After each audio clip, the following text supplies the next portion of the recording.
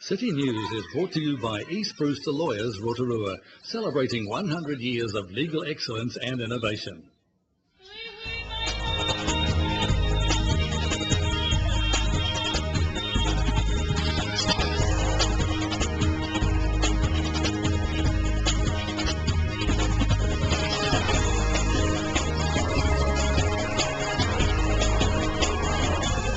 Good evening, Rotorua. Tonight on City News. A new revamped AMP Lifestyle Expo starts tomorrow at the Agrodome. Locals will have the chance to see Britain's Got Talent winner Paul Potts in concert, and new opportunities are opening up for female rugby referees. Life on the farm, along with new technologies and land management practices, is on display this weekend at the Rotorua AMP Lifestyle Expo. Event coordinator Gemma Antoniadis says it's the old AMP show revamped and repackaged for 2014. So after 105 years of the show, we're giving it a massive facelift because it was a bit wrinkly. So we've got huge new attractions and heaps of the good old stuff as well. Well, joining me now is Alan Richards. He's the major sponsor here, and he's from the still shop here in Rotorua. Why did you decide to become one of the major sponsors? We've been involved with AMP for some time through a range of connections, but the still shop's very much about the rural sector. We have strong connections with town, of course, and for us it was an opportunity just to get engaged in an event that was going to connect well for rural, but also bring some of the town into that rural community. So yeah, it's just a good thing. Locals will have the chance to see Britain's Got Talent winner Paul Potts in concert at the Civic Theatre in April.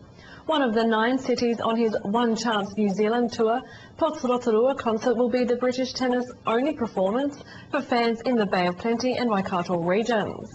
Tickets went on sale today for the Easter Sunday performance. For more information on the concert, visit Ticketmaster. Regardless of a not-so-hot summer so far this season, the Cancer Society still promotes the slip, slop, slap and wrap message this summer, encouraging people to take care while outdoors. The Cancer Society's sun safety promoter Sarah Fitzpatrick says sunburn can still occur in overcast conditions, so sunscreen is still important. One thing with sunscreen is you've got to make sure you put it on right, and a lot of people don't actually put on enough, and so it's 7 teaspoons, 35 mils, and that should cover your entire body. So that's back of your ears, face, back of your neck, right down to, between your toes. Really? Yeah, you want to make sure any part in the sun is covered with sunscreen. In sport tonight, women's rugby has come to the fore lately, and joining the surge also is the number of women refereeing rugby. Top female referee Chelsea Gurr says there are many more opportunities opening for women who referee rugby, especially with the sports featuring at the next Summer Olympics in Brazil. Last year I managed to get to Hong Kong, China, London, Amsterdam and then Russia for the World Cup. But for young girls coming through, there's so many opportunities to get out there. I mean, as I said, 2 years ago, not even 2 years ago, a year ago, I was just trucking around my club and of course in the New Zealand ranks. But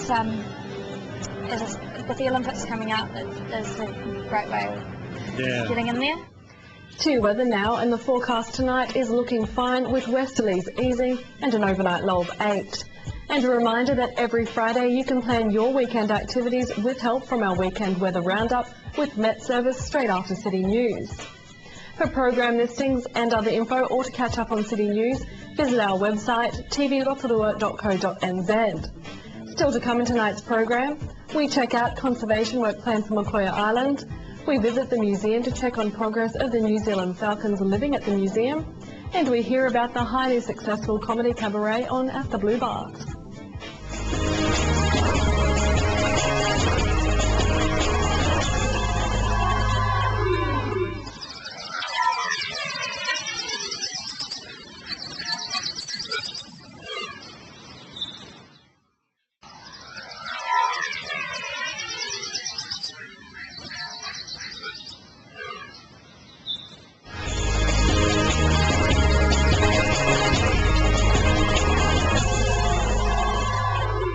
Kia ora, it's a beautiful day out at the lakefront, and I'm here with Neria Hapirika, who's going to be doing some wonderful mahi, some work out on Makoia Island. Kia ora. Kia ora. So can you tell me what you're going to be doing?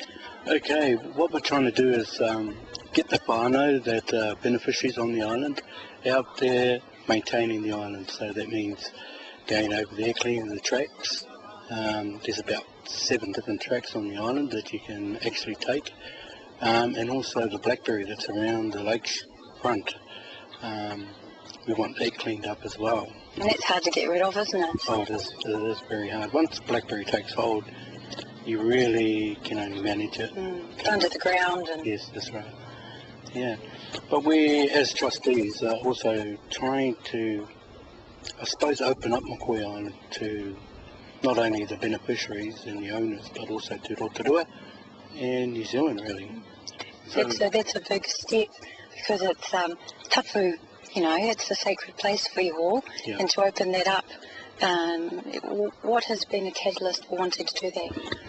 I think it's the feeling of all of our beneficiaries, because most of them really haven't been on Makoi Island, and so one way for us to try and get them to go over to Makoi Island is to maintain the island themselves. So I suppose that they get a better affiliation for the island, you know. Tell me some of the kōrero about the island. Okay. Some of the kōrero about the island is maybe back in 1960s or late 1950s, the trustees at that time decided to turn it into a wildlife sanctuary. Now, I think 5% of that island is left in a ahuwhenua trust for the hapus to do whatever they want to do on the island, but the rest is a wildlife sanctuary.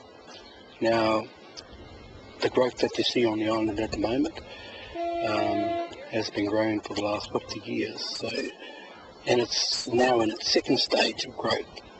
So what will happen eventually is that the trees like the tōtara, the rewarewa, will come through.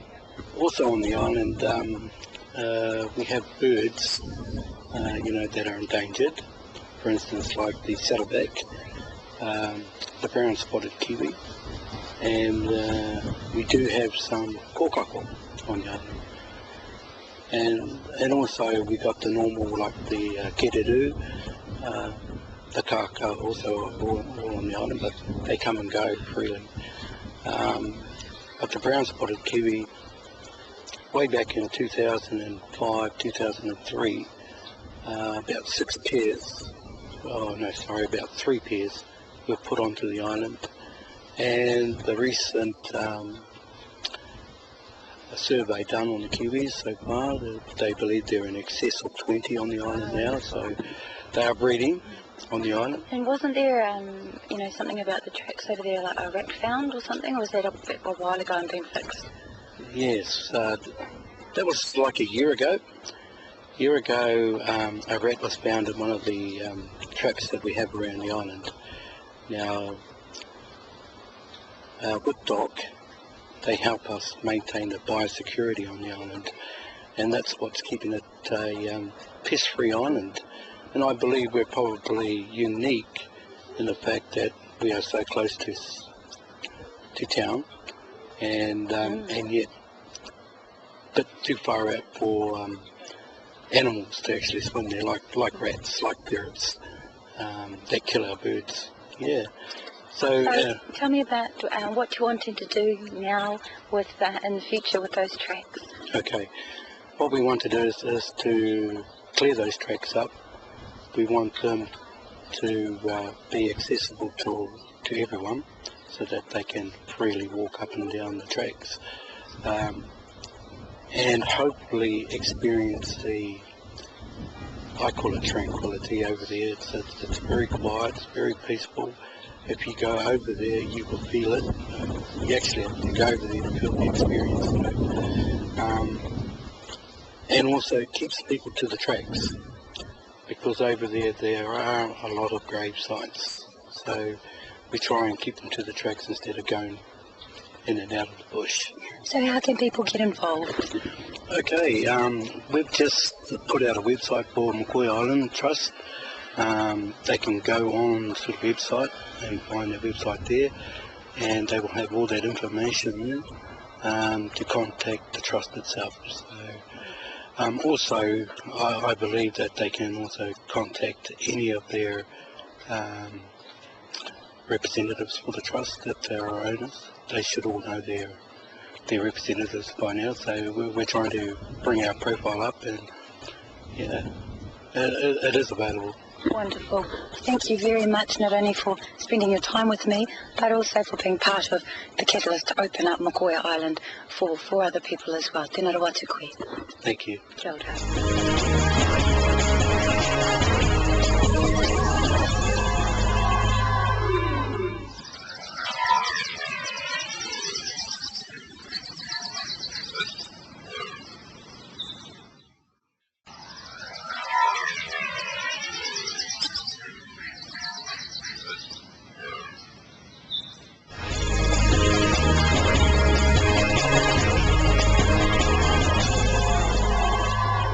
Time now for a catch-up at the museum, and I'm joined by Sales and Marketing Coordinator Kathy Nichols and Julie Parsons, the Volunteer Coordinator.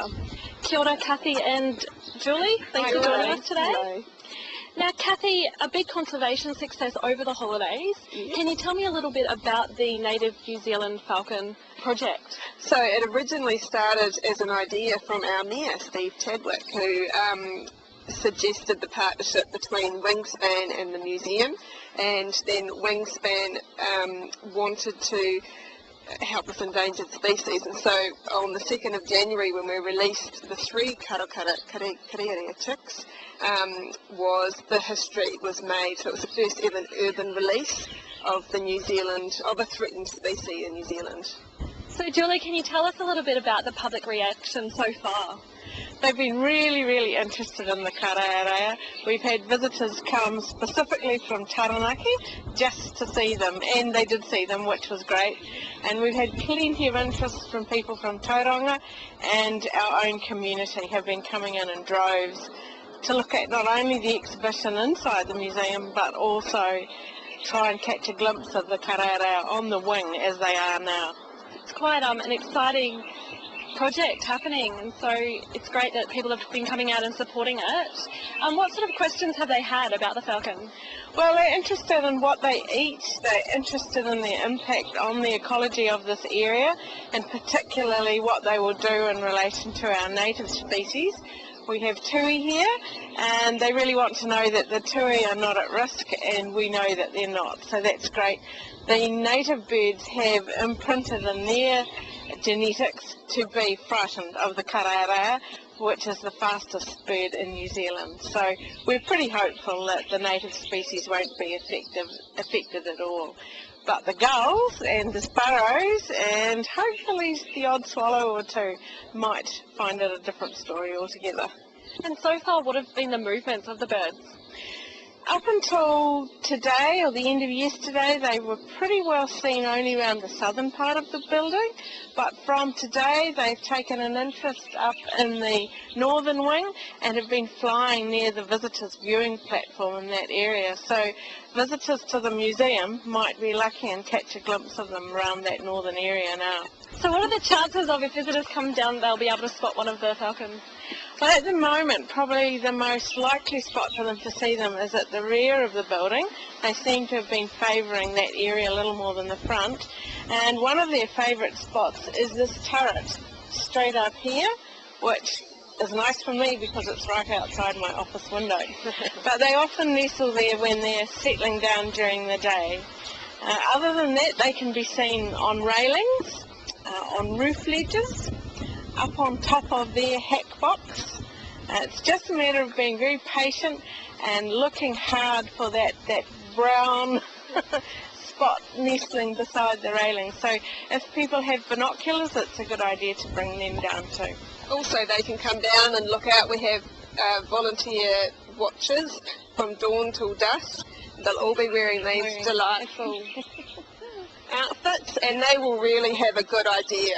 It's part of their role to track the birds and try and make sure that they're safe at all times. So visitors walking around the museum, if they see them, they can probably get a really good update of what's happening from them. And the karaerea watchers will be happy to lend binoculars so that they can have a look too. Yeah. Oh, excellent. So I've been told there is a bit of a radio tracking device. Yes. So we might get that out and see if we can try to spot the birds. All right then. Excellent. So do the birds have names? At the moment they are only referred to by the colour that they have on each of their legs. So we've got white, green and orange. Our girl is orange. But we're currently running a competition via the Rotorua Museum Facebook page, so that we get to name a male and a female, and then Wingspan are naming the other male. So on our Facebook page people can enter and submit their suggestions for the male and the female name up until the 23rd of January, and then we'll pick our the best suggestions, and then the birds will be named that. This is really neat. Yeah, if anybody would really like to help Wingspan, they can go to Trade Me and enter in the bid for the naming of the third chick, which is the male with the green band. Yeah. That's a great idea. So if you want to enter that competition, just visit the Rotorua Museum Facebook page, or you can go on Trade Me and look up Wingspan.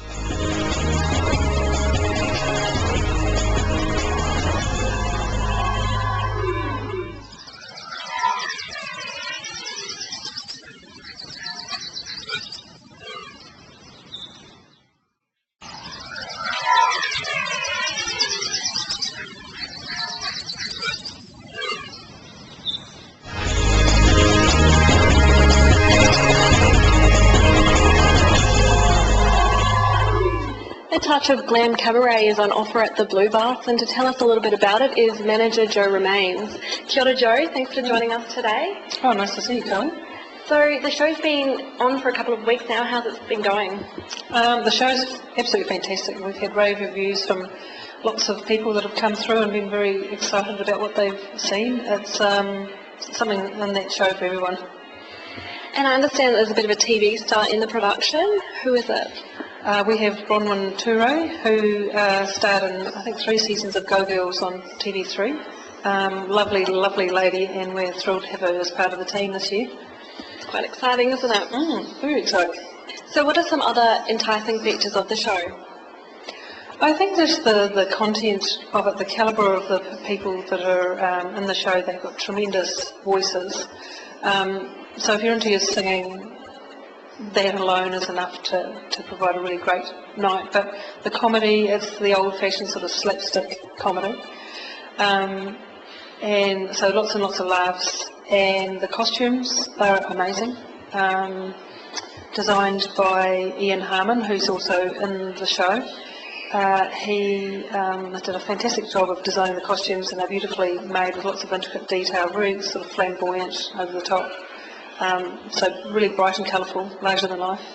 And the characters themselves, all the 6 performers that are in it, have developed different characters that all sort of have their own little story to tell. So yeah, all round it's just really engaging, really funny and bright and full of life. Perfect for the summer. And what has the audience reaction been like? We have had people just about crying in the aisles. It's, you know, really funny, and I think people have just been taken unawares. They didn't know how good it was going to be, and that's been a nice surprise for them. And it's a great thing to bring your visitors to as well. So locals have come along, and even though we haven't been going very long, less than 2 weeks, they've come back again with visitors and mothers and friends and neighbours and that sort of thing, and had another evening out. So that's been really nice to see that repeat custom. And when does the season run until? We go until Saturday, February the 15th is closing night. 30 shows in total. I think we've got, you know, a few to go, so it'd be nice to see lots of people come on down and just see what's in town for the summer. And it's great. Absolutely, it sounds like a great show. On another note, how's the bath been going over the summer period? We've been really busy, yeah. Lots of domestic tourists coming through, families from all around the region, and local families coming down and enjoying the pools. And yeah, pretty good dose of international tourists as well. So yeah, the pools have been busy. What else is coming up this year for you? This year, well, the biggie on the horizon for us is Creation Fest, which is the revamped Rotorua Wearable Art Show. That's July 15th to 19th, and we're flat out on that at the moment, building the website and doing a lot of work on it. This year it will have 3 strands instead of just the straight wearables. There's also a film section and live performance. Another new thing is there'll be an education program, so our coordinators for the 3 different streams will be going out into the high schools and out into the community, generating interest and offering support to teachers and people who are interested in entering. A lot of exciting things coming up then. Yeah, no, it's been an exciting year. One more thing I was thinking about the Comedy Cabaret is that it's also we serve food and cocktails and things as well, so we've been having people arrive from about 7 and the show starts at 8, but from 7 we open the bar here and serve food and cocktails, and that service continues right on through the show, so you can sort of pre-order platters either online or when you get here and have them served, have dessert served at intermission or something. That's quite nice. So yeah, it just sort of makes for a bit more of a special night out. Yeah, great night out. So it is a family-friendly show? It's not really designed, I think of all the shows that we've done here, this one is perhaps least designed for family. It's a little bit more of the sexual content in there, a little more risque than what we've previously done, but we've had some kids come along, so I think as long as the parents are aware of that nature of the show before they come, there's no issues up to them whether or not they think their kids is appropriate for them. Sure. Well, thank you so much for talking with us today, and we look forward to catching up with you for the Creation Fest. Yeah, that'd be great to see you later in the year. Excellent, thanks Jo. All right. And our cameraman Graham Jones has seen the Comedy Cabaret and thoroughly recommends it. If you would like to see the show again, visit our website tv.rotorua.co.nz. Thanks for watching tonight. We hope you have a great anniversary weekend holiday. Tomaria.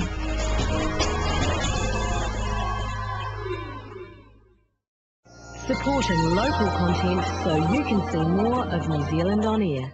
City News was brought to you by East Brewster Lawyers Rotorua, celebrating 100 years of legal excellence and innovation.